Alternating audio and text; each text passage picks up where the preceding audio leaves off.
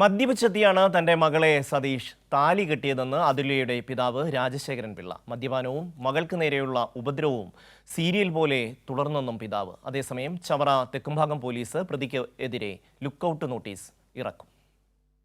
ഷാർജയിൽ കൈരളി ന്യൂസിനോട് സതീഷ് അതുല്യയുടെ പിതാവ് രാജശേഖരൻ പിള്ളയെ തള്ളി താൻ സ്ഥിരം മദ്യപാനി അല്ലെന്ന് ന്യായീകരിച്ച് രംഗത്ത് വന്നിരുന്നു. ഇതിനെതിരെയാണ് രാജശേഖരൻ പിള്ളയുടെ രൂക്ഷ പ്രതികരണം.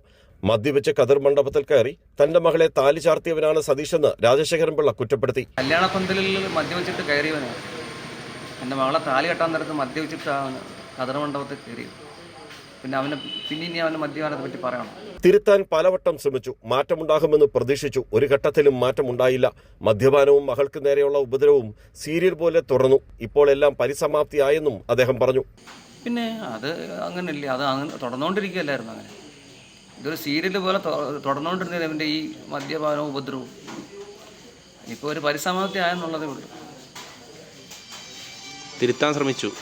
തിരുത്താൻ എത്രയോ പ്രാവശ്യം ശ്രമിച്ചിട്ടുണ്ട്. എത്രയോ പ്രാവശ്യം മാറ്റം വരുമെന്ന് നമ്മൾ പ്രതീക്ഷിച്ചു. മനുഷ്യനല്ലേ, മാറാമല്ലോ. ഒരു ഘട്ടത്തിൽ മാറ്റം ഉണ്ടായിട്ടല്ലോ.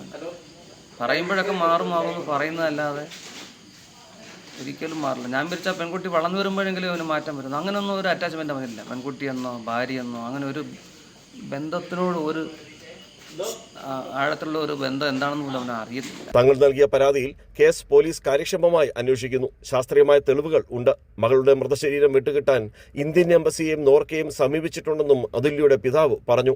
രാജ്കുമാർ, കൈരളി ന്യൂസ്, കൊല്ലം.